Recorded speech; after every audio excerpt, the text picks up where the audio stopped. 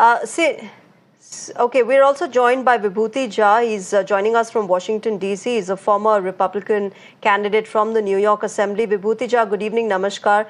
Here we're talking about the peace talks that have begun, Vibhuti Jha. What's interesting to note here is that both Russia and Ukraine are looking at what the United States is bringing in as far as the conditions are concerned for Ukraine to accept to lead to an end to this war. For you, what are your expectations? What do you think the Donald Trump administration will be pushing for with Ukraine this time around with these talks? Very tough to say that. Thank you very much for having me. Very tough to say what exactly which Trump would be saying, but all that I know is a welcome to peace. I mean, unnecessary lives are being lost for no reason at all, for promises that were made which were totally uncalled for. Having said that, I believe there will be territorial adjustments.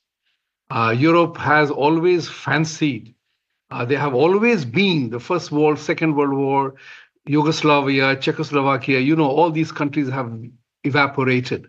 USSR doesn't exist anymore. So Europe lives with a fetish of territorial adjustments. So there will be a territorial adjustment here. Ukraine will have to surrender certain of the territories that, once upon a time belonged to Russia itself. It's a sad scenario, but peace must return. And I think Trump will be focusing on that part, that, Ukraine will have to make concessions. Russia will have to give guarantees.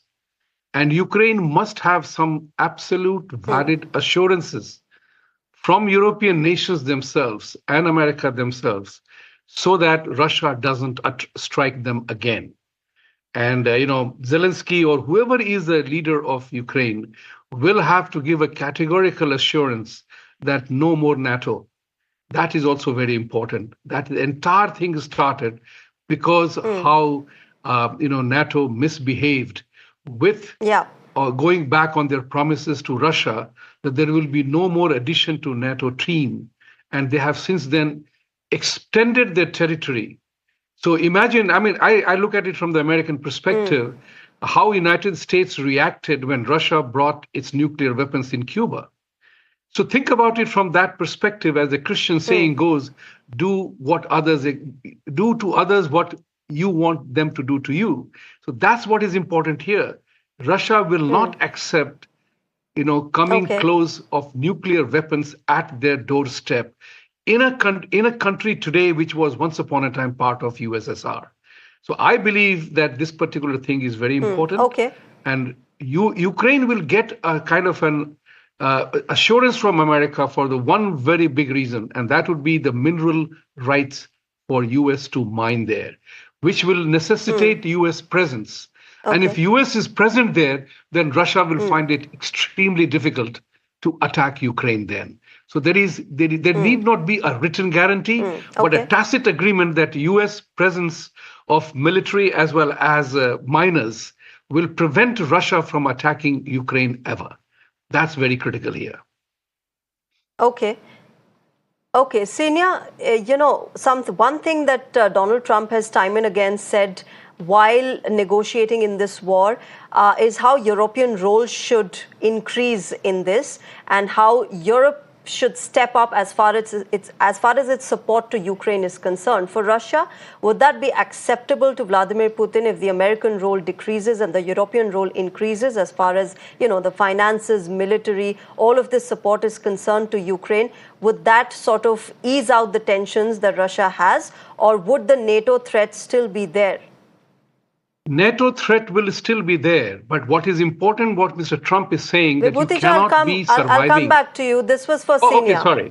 Okay, sorry. My apologies. I'll come back to you. Ksenia?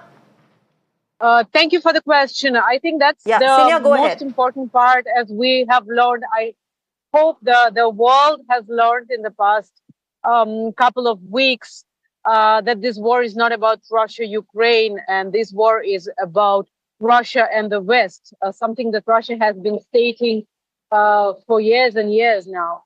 So you asked if a certain recalibration will be acceptable to Russia? I don't think so. Russia has demanded from its Western, partners, former partners, that they should have a dialogue. They should have the guarantee that they should define how Russia and Europe and US, or let's say how Russia and NATO engage. That dialogue has been disrupted, and that's the root cause of the ongoing war. So unless those root causes are solved, there is no resolution to the conflict. Russia doesn't want to freeze the conflict, the hostilities, as for the battlefield lines. Russia is making gains on a daily basis. So Russia will not do that. And that's why I initially said that all this is easier said than done. We do not know exactly what is actually the US plan is, what does it offer.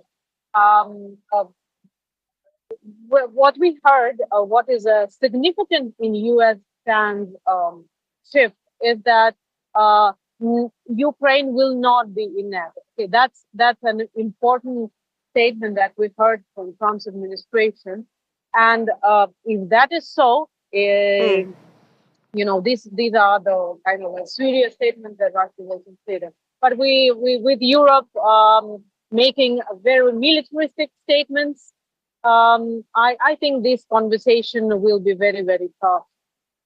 And with, again, since I'm here in Moscow, seeing the attacks that are happening just, on the day that the US-Ukraine talk started, if you remember, Mr. Trump said after the spat in Oval Office that Mr. Zelenskyy is not ready for peace. So I think the kind of attacks we saw today on Russia, the kind of attacks we saw on Hungary, on Druzhba pipeline, just signify that Ukraine is not really ready for peace talks.